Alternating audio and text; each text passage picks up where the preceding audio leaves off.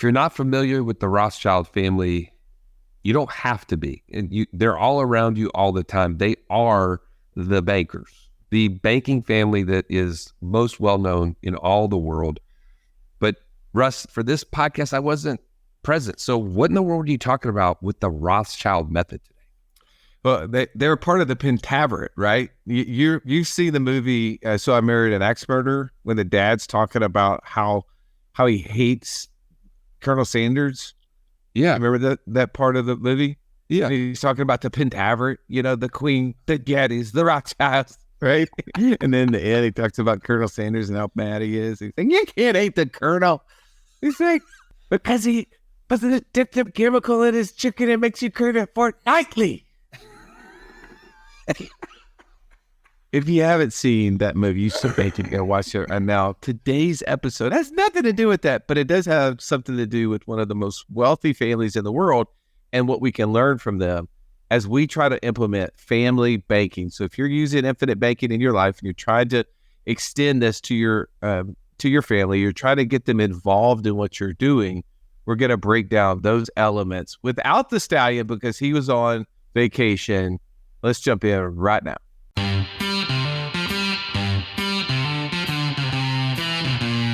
Welcome to the Wealth Without Wall Street podcast, your guide to understanding how to get out of the Wall Street rat race and start your own mailbox money lifestyle.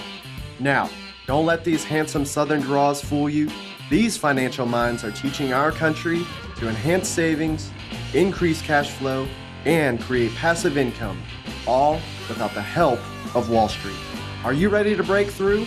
Now here are your hosts, Russ Morgan and Joey Murray.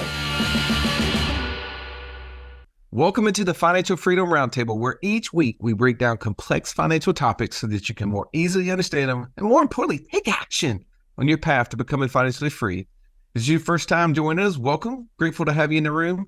I'm Russ Morgan. They call me the idea guy, mostly because like a faulty guy just didn't sound so cool to me. But enough about me. I'm surrounded by the dream team of financial coaches. And today we're going to be breaking down the Rothschild method. And if you're not familiar with Rothschild, they're like maybe the richest family in the world. It's assumed that their net worth is over $2 trillion.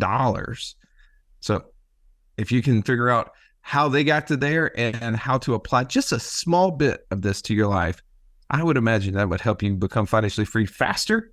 And that's what we're going to do. Let me introduce you to our coaches today.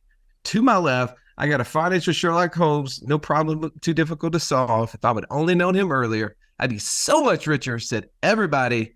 Mr. Downtown Ernie Brown. I see Ern. It is good to be seen, Russ. And this is a great topic. And any great topic deserves its appropriate research.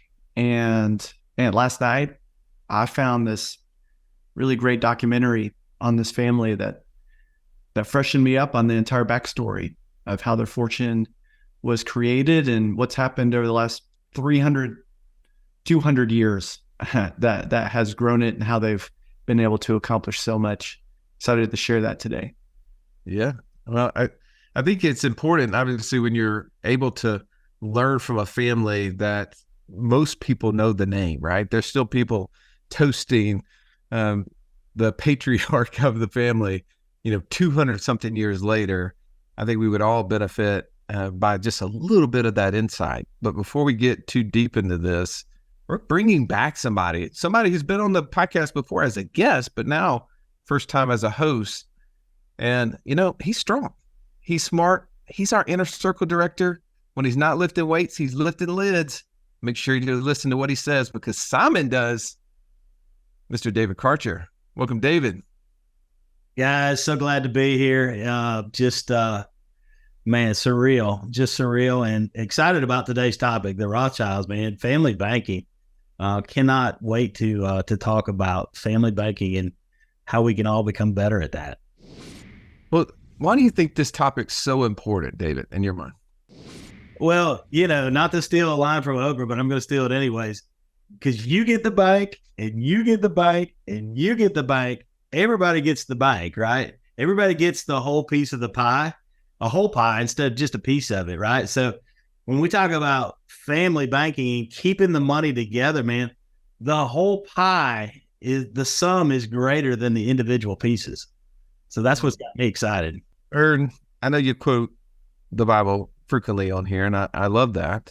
And I remember in Nelson Nash's book, he was talking about in this equal distribution of age classes, when he was going through an example of how like a patriarch of a family could set up a system that could actually operate for 4 generations. It could create wealth and allow the whole family to work together in a beneficial way. And one of the quotes of the Bible that he put at the top of that chapter was from Proverbs 13, said, "A good man leaves an inheritance for his children's children." And I think, with family banking, which is really what the Rothschilds were known for, was banking, right? Like the senior Rothschild set up in Frankfurt, Germany, and then sent his sons across into the major metropolitan areas across Europe. And that's how they got their start, was in the banking world. And they, expanded it into lots of different things, wine, art, right? Coal distributions. They were involved and influential in lots of different businesses. But when I think about this concept of how it applies to the you and me level, I think about family banking. I think about partnering the generation, typically the older generation, who has accumulated wealth, has money, but doesn't really have cash flow, right? And that's what they're desiring, is cash flow. They're spending money. Partnering with a little bit younger generation, someone else in the family who probably has cash or cash flow, but doesn't actually have money, right? So I apply this, and I want us to talk a little bit about kind of maybe 3 elements that we can help break this down. I do want to make sure we give enough stories, give enough context to what we're talking about, but I also want to be practical. I want someone to be able to walk away, guys, with something that they can concretely, that's a terrible way to say that, where they can concretely know exactly what to do. So I'm gonna give us the 3 Ds here. The design, how do we design this, set this up? How do we see this being put into action? The second D is the documentation. What do we need to do, right, to make sure that it's done well, and maybe be able to set it up for scale, if you will. And the third is, how do we discipline? Because there's a lot of myths, a lot of sayings out there. Oh, you don't do business with family. You don't talk money, all of these things. And I think a lot of that has to do with not understanding how to properly set these things up and then put structure and guardrails around things so that way we do set it up well. So I'm coming to you, Ern. Let's talk about first design. Give me an example, something to talk a little bit about. How do we set this up? Who should be doing it and why? Yeah. Well, to keep it in the Rothschild family, you mentioned the matriarch of that family, or the matriarch of that family is Mayer Rothschild. In the late 1700s, in great poverty there in Frankfurt, created his own little business to create some income. And fortunately, that little rare coin trading business really helped him and became successful and gave him the ability to move out eventually. But then, like you mentioned, start a bank. Not like what we're talking today at the you and me level of these family banks, but he started an actual bank. And what that did is it allowed him to establish great wealth for the family. And so we benefit when we receive something where someone has gone first. And so that creates the idea where if you can give me an idea, I can walk.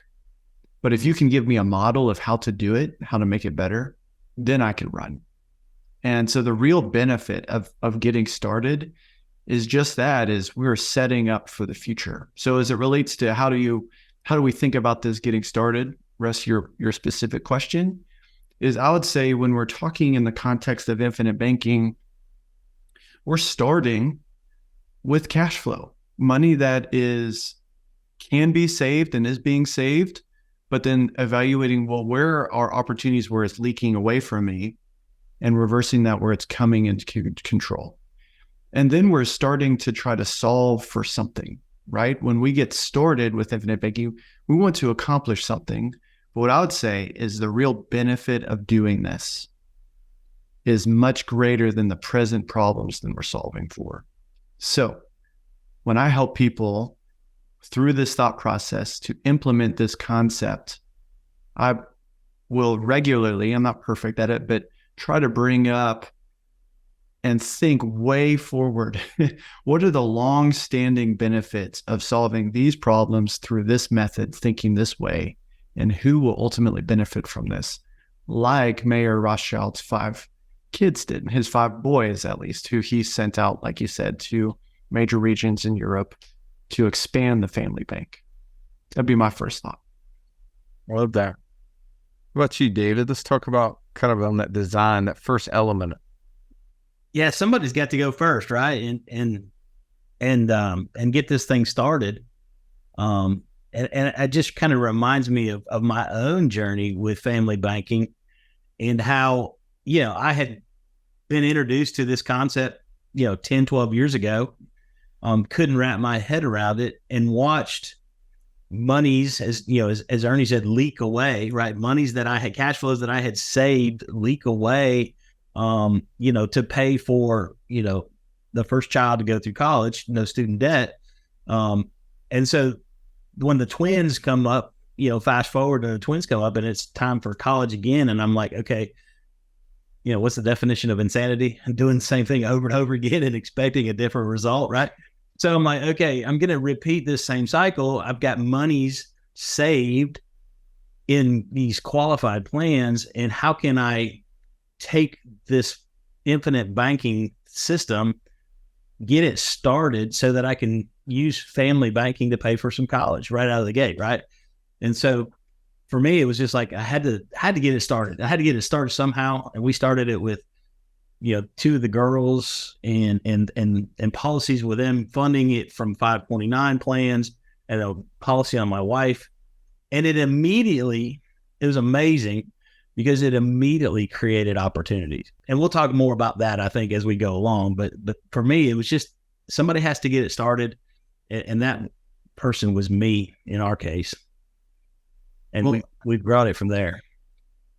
Oh, well, I love that. I mean, you had to be that first person. And I was talking to a guy today, a friend of mine, and he was telling me, man, my father-in-law needs a place to put cash. He's had money in this investment account.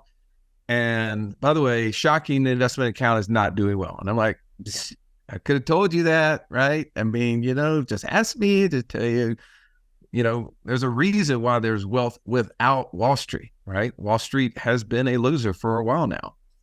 And he's like, yeah, he's looking, he doesn't know what to do with it. I was like, what is his big needs? He's like, he needs some cash. He needs cash flow. I mean, he's kind of that phase of life where, pretty much fixed income. And he's like, where do you think I should do with it?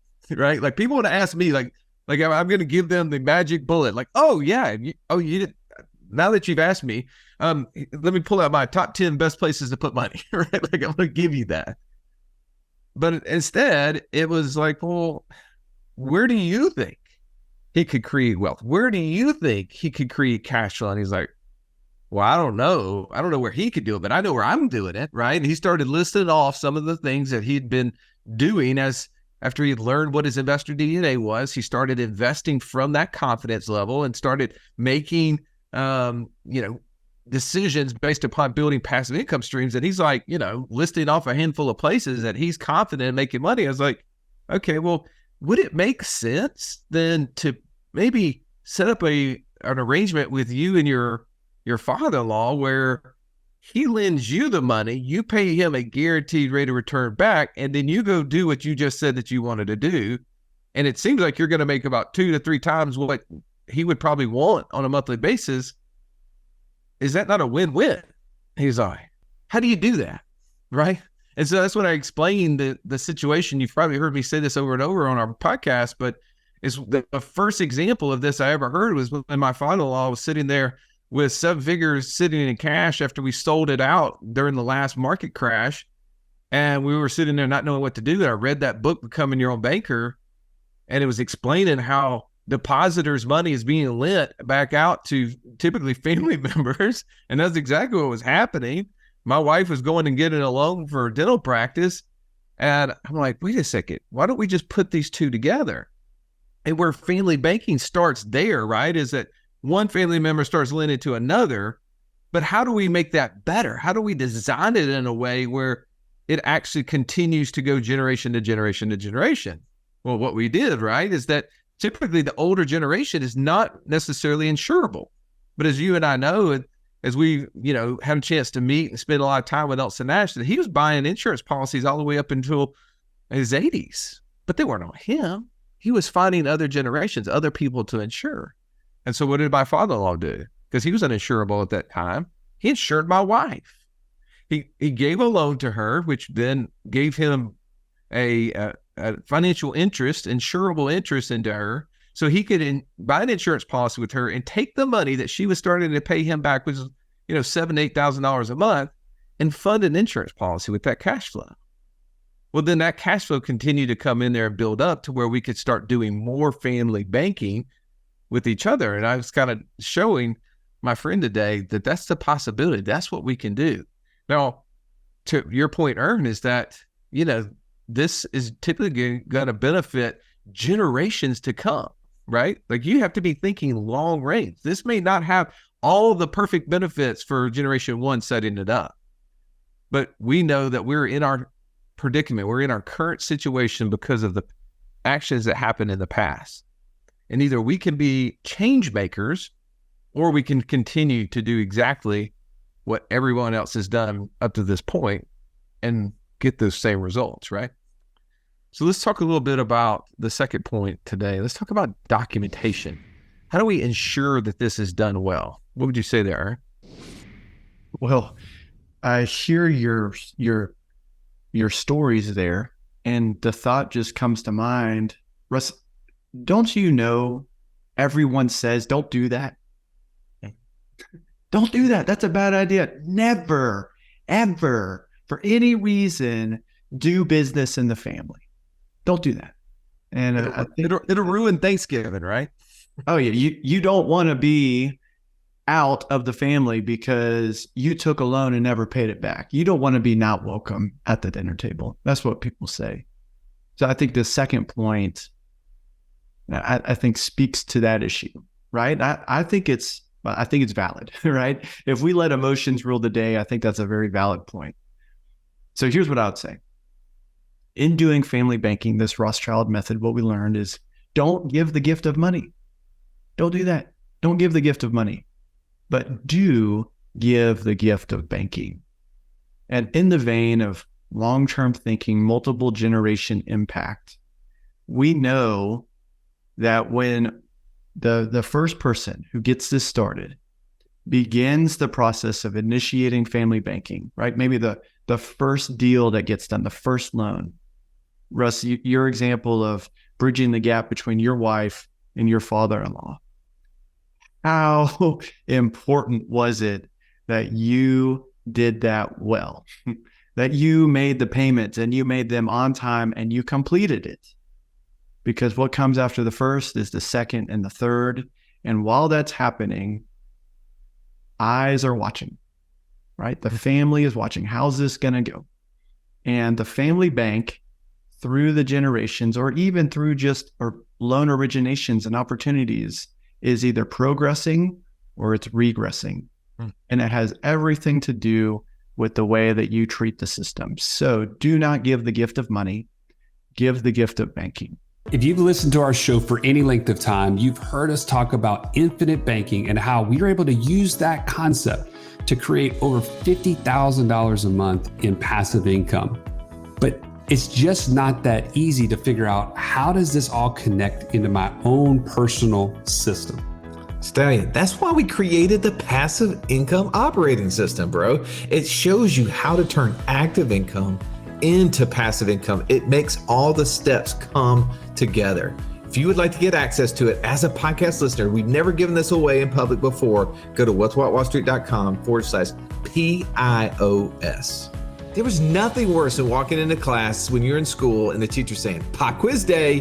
Why? Because you were unprepared. Are you unprepared though for financial freedom? Don't be. Find out how close you are by taking our 30-second quiz at wealthwithoutwallstreet.com/quiz. That just reminds me of the story in Nelson Nash's book where he's talking about the grocery store. And he says that the wife of the grocery store owner shows up, fills up her cart with groceries, and which door does she want to walk out of? The front door, where she has to go past the cash register and pay money, or go out the back door, right? And he says, but is there a situation where the owner of the store can steal the groceries and the hired help, the people working there, don't see her? Answer is no. And he says, so then what would happen is that they will do it too. And as we put that in context to the family, you're so right that the people who set this up first and go first, they have a lot on their shoulders, right? Because everybody is watching, and the way that they do that will determine the successfulness of this going forward, right? Like when you set up something that's super loose, it's going to be super hard to create tighter measures around it in the future. But when you set an expectation of this is exactly how we're going to do it. I remember after I read a lot of the stuff in Nelson Nash's book about economic value add, that money has a cost, that we have to pay for our own goods, even if we own the store. I was convicted by that. My wife was a dentist. I showed up to the dental practice. I got my cleaning. I went up to the front and said, how much do I owe you? And the girl in front was like, what? I don't understand. What do you mean? I was like, I'm paying. This isn't free. You don't work for free. Neither did the people in the back. The supplies that were used to clean my teeth, that wasn't free. And she was like, oh. And so it started a change in the way that every employee that started to work there after that realized that as a family, we paid. So then if we're going to pay, then do you think they're supposed to pay? Is their family supposed to pay?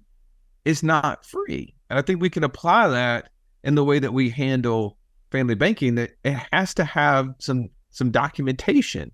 Now, David, you spent 190 years, I think, in the mortgage world.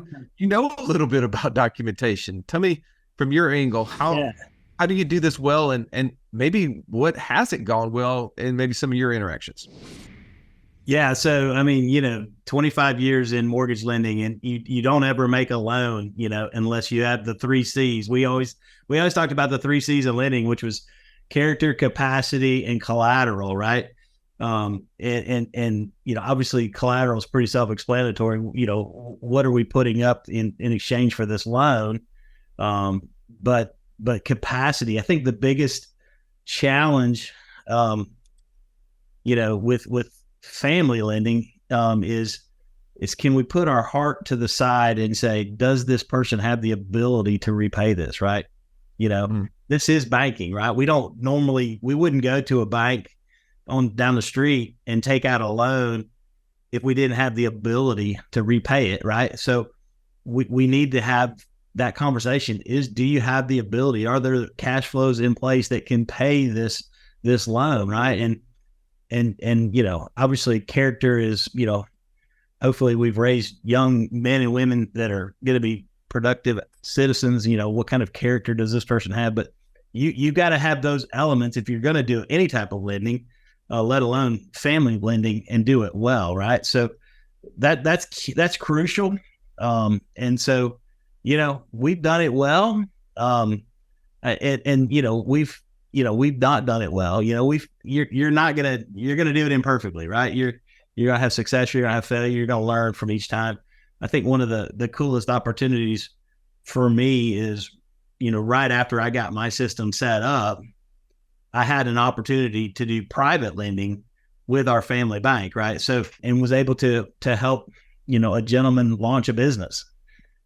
And we were able to collateralize that loan. We were able to take a lien against the house. We were able to take a lien against 2 cars. We were collateralize that loan. We set it up. We had a contract. We did a closing, had it all drawn up, and to the T. 1 year later, it was a 1-year note. To the T, he paid that thing in full, and it was fantastic, right?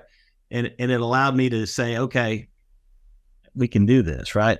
And so then we started, with the kids, and we've done student, we talked about college tuition. We've done cars. We've done a variety of different things, and each time that has worked and worked well, it's given us the confidence and the competence. I'm stealing terms that Ernie likes to use, and we've done it better each and every time, right? So yeah, you've got to do it. You've got to do it well. You've got to have a system. You got to have the documentation if it's gonna succeed. Has there ever been a situation with your family that you didn't do it well, or maybe you didn't follow the 3 C's completely? Not yet, but don't jinx me, baby. Okay, good. All right. I love that. Knock it over. Yeah. Hey, I love it. We've been blessed, right? So, it's and so we've been. Well, I had a friend, he would talk about doing private lending, right? Using the family banking system to lend both to family members and to outside parties. And clearly the Rothschilds, they were not just dealing internally. They found plenty of, people and governments and nations and everything else to lend money to. But I remember one of my buddies of mine, he said, "Hey, look, I'm looking for the most collateral, the best collateral." And this is a bad saying, but he would say this all the time. He'd say, I want the guy or lady to say, "I will divorce my spouse before I lose access to this collateral," whatever it is, right? And he put himself in a position to where they would absolutely not default on the loan, because giving up the collateral in that default would be a much bigger issue than making a payment. I think too oftentimes we don't have good collateral. And when people say, "Oh, you should not do business with family," "Oh, you should not lend money to family," what they're talking about is they're misusing terms, right? Terms are important. Words have meanings. When you give someone money and you call it a loan, it doesn't make it a loan. When you give somebody money, you should accurately label it as a gift, right? My daughter comes to me, no job, needs a car, needs a house, needs fill in the blank, and has no ability to pay it back. That is not a loan. That is a gift. I can call it whatever I want to, but I have to know what I am doing. I'm giving money. So if I expect it to come back, I'm going to be disappointed, because the most likely, how are they going to pay it back, right? Oh, in the future, they're going to get into a financial position where they can pay it back. Doesn't work out very well, right? That's where the disappointment comes. But whenever we actually loan money, well, we loan money based upon those 3 C's that you talked about and the ability to pay it back. If you can't, if a bank doesn't believe you have the ability to pay it back, are they going to loan you the money, David? Not at all. Not a chance. I mean, not a chance. Now, that leads us to the third point, which is is discipline. And I'm going to start here because I think just a continuation of what we were just saying is that when we're doing family banking, and we can lend externally, right? We can do loans to other parties. I think for some of us, that's our comfort level. We understand, hey, I'm borrowing money from the insurance company at X rate, and I can turn around and lend it to someone else at Y rate. I don't have to worry about what they invest in necessarily, as long as I have the collateral, actual real collateral to back it up. So if I loan money to someone, they put up their car that's worth $50,000 and it's paid off against my $25,000 loan, and they make a bet on crypto, and that crypto doesn't work out, that's a limp, right? I don't care. I don't care how good the deal does. I'll just take the car and I'll sell it and get my money. Well, the discipline has to happen with us being able to actually hold people accountable to what they're doing. And I think that there's a lot of reasons why we should do it. When we look at the market, right? Basic economics, the market signals give us understanding of what's happening. Right now, we're sitting in an environment where people say, "Oh, things cost too much," right? Well, what is the reasoning? Why do we have this price increases, What has been the cause of that? the increase in the money supply, which we know is actually inflation. Right. Exactly. Increasing in the money supply. So all of that loose money, free money that's coming to the market over the last 10 years has created, in our eyes, expensive stuff.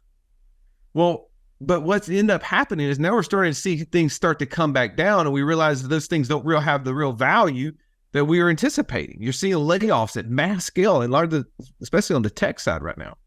We're seeing real estate prices come down. We're seeing realtors exit the real estate world at all-time highs.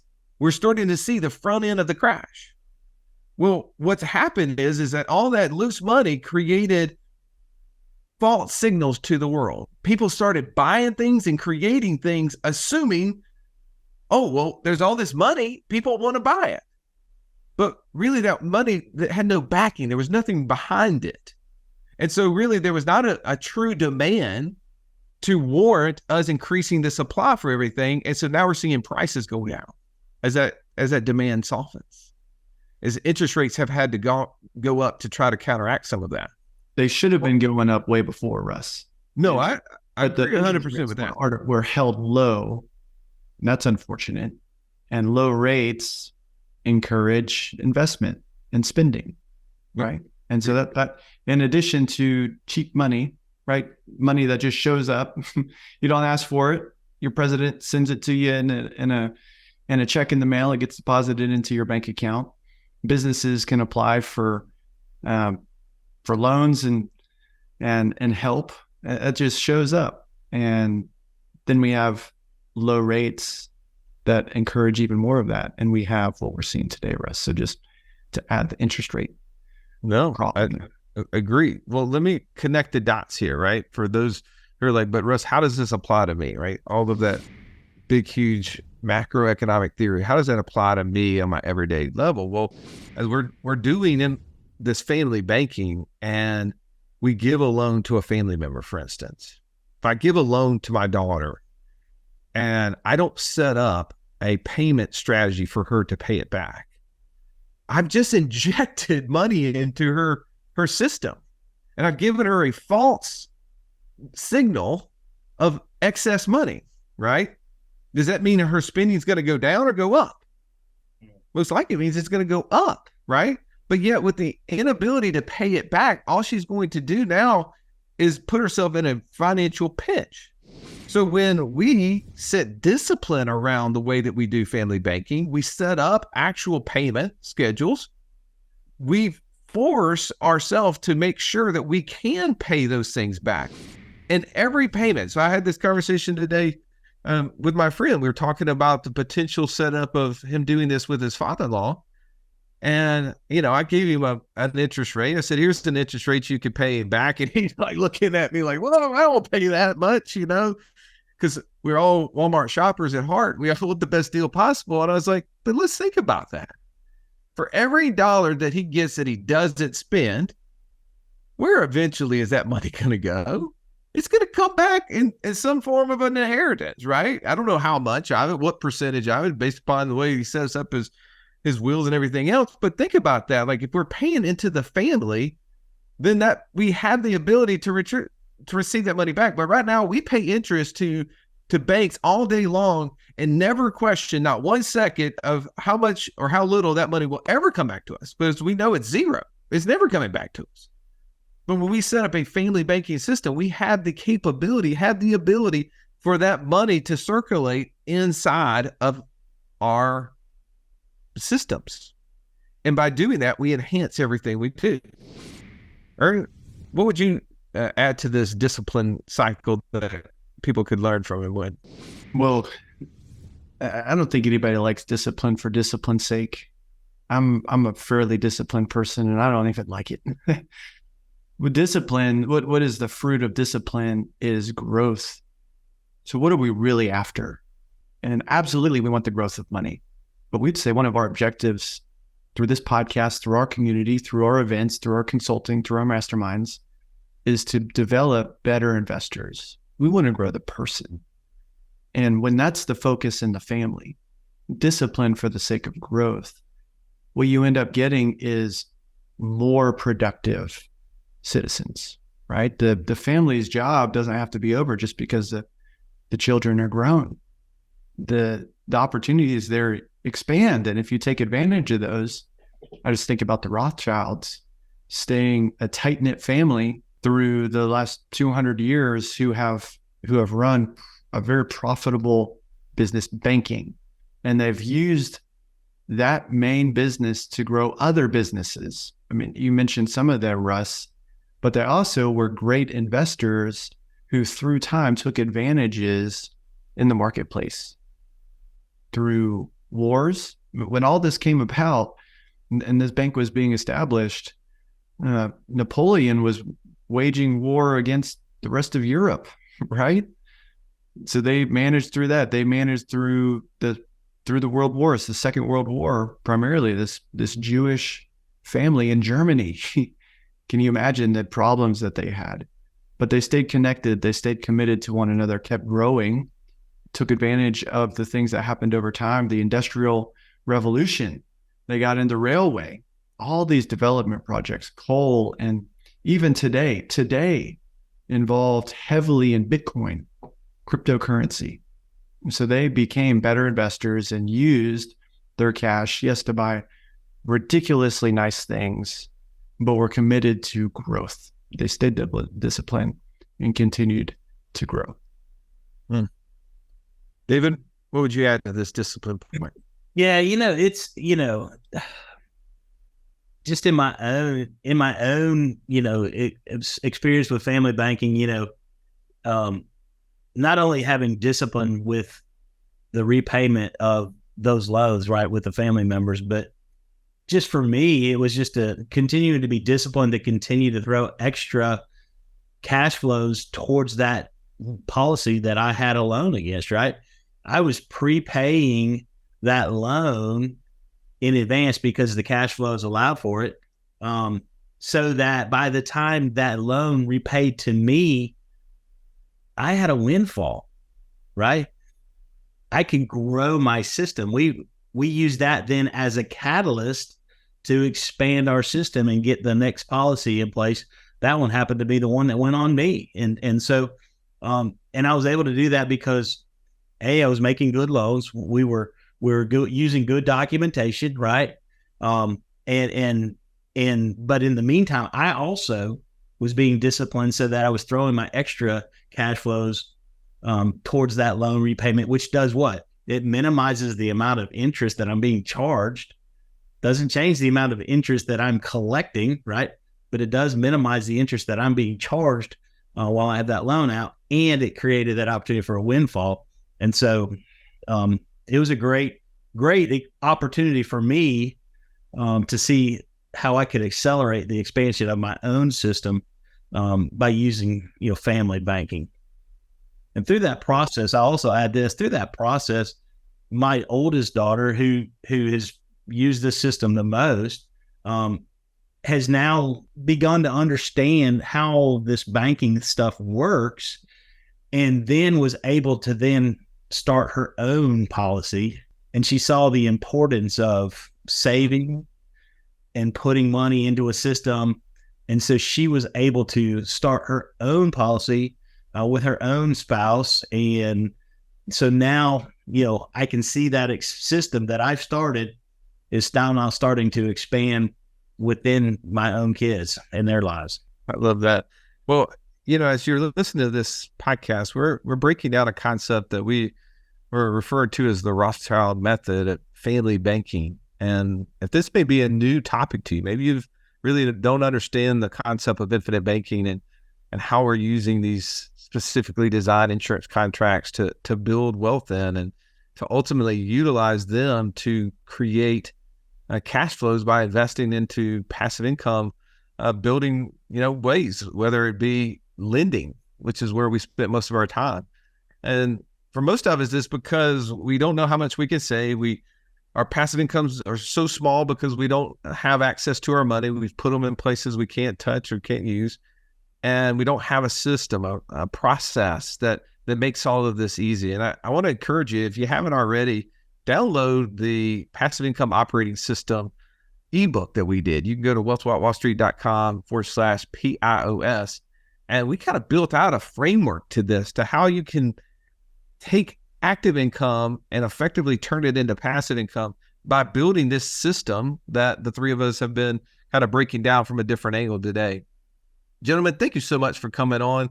Dave, it's great to have you for the first time as a host. I know you've been on before as a guest, and thank you for listening to this podcast. If you found value, take time to rate and review it.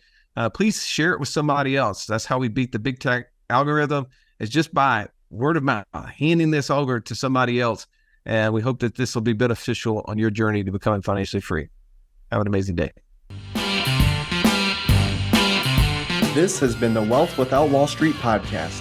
Don't forget to subscribe to the show to break free of the Wall Street mindset and begin building wealth on your own terms in places you understand, so that your wealth will never run dry.